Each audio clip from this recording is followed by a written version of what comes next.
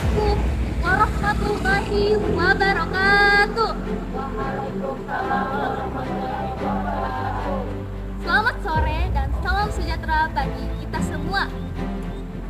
Yang saya hormati Dewan Juri beserta para hadirin sekalian. Perkenalkan, nama saya Fahma Zaitun, siswi kelas 10 SMA Negeri 1 Pasarwajo, Kabupaten Buton, Sulawesi Tenggara. Pernahkah teman-teman mendengar warga yang menanam pohon pisang di tengah jalan yang berlubang? Pernah. Bukan untuk bercocok tanam, tapi sebagai bentuk protes akan jalan yang rusak bertahun-tahun tanpa perbaikan. Kisah itu nyata, terjadi di kampung halaman saya, Pulau Buton yang dikenal sebagai penghasil aspal terbesar di dunia. Di bawah tanah Buton tersimpan cadangan aspal alam sekitar 611 ton, salah satu terbesar di bumi. Namun, jalan di tanah kelahirannya sendiri justru rusak parah bertahun-tahun. Ironisnya, ketika pemerintah mulai menggarap serius hilirisasi aspal Buton, fasilitas produksinya justru di groundbreaking di Karawang, Jawa Barat, bukan di Buton, penghasil sumber dayanya. Data Kementerian Pekerjaan Umum menyebutkan kebutuhan aspal nasional sekitar 1 juta ton per tahun dan terus naik. Sementara 78 hingga 80% diantaranya masih dipenuhi dari impor. Pemanfaatan aspal Buton sendiri justru baru sekitar 4%.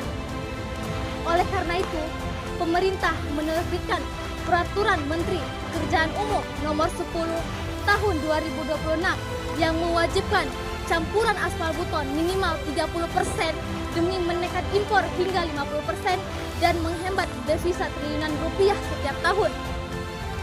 Itu kabar baik, tapi di Buton sendiri, desa Sumbersari dan Labuan Diri baru merasakan jalan mereka diperbaiki.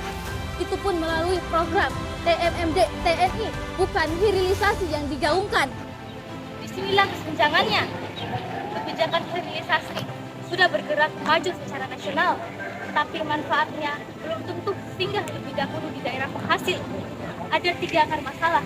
Pertama, pembangunan strategis nasional yang masih menganggap daerah penghasil sebagai objek, bukan mitra utama. Kedua, jalan daerah masih dianggap urusan lokal semata, padahal jalan yang rusak menghambat roda ekonomi rakyat setiap hari. Ketiga, suara generasi muda daerah, termasuk generasi muda daerah Buton, masih jarang dilibatkan dalam forum pengambilan keputusan pembangunan. Karena itu saya mengusulkan 3 langkah. Kewajiban campuran aspal Buton yang sudah berjalan maju perlu dilengkapi dengan kewajiban porsi nyata, pelatihan kerja, lapangan kerja, dan fasilitas pengolahan lokal, bukan hanya sumber bahan baku yang dikirim keluar. Kedua, jalan daerah penghasil sumber daya strategis harus menjadi prioritas anggaran, bukan sisa akhir tahun. Ketiga, generasi muda yang perlu diberi ruang nyata dalam musyawarah perencanaan pembangunan agar aspirasi lokal ikut mengawal kebijakan hilirisasi sejak awal. Forum pidato AHY ini bukan sekedar lomba, tapi saluran agar aspirasi seperti ini untuk didengar.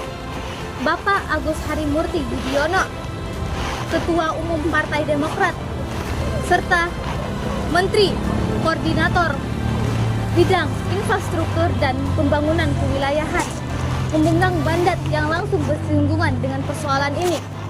Maka izinkan saya, generasi muda dari Buton, menyampaikan aspirasi ini lewat mimbar ini, sejalan dengan semangat bersama rakyat dan 25 Partai Demokrat bersama rakyat. Hadirin yang saya hormati, kelak saya ingin jalan yang dulu ditanami pohon pisang, kini menjadi jalan yang mulus, halus, berlapis aspal negara sendiri, aspal yang kembali membangun negaranya. Sebagai penutup, ucapan terima kasih kepada anggota DPRD Kabupaten Buton, fraksi Demokrat, Bapak Rudinin Sea, yang telah membina saya dalam mengikuti lomba pidato AHY Muda ini. Terima kasih atas perhatiannya. Wassalamualaikum warahmatullahi wabarakatuh.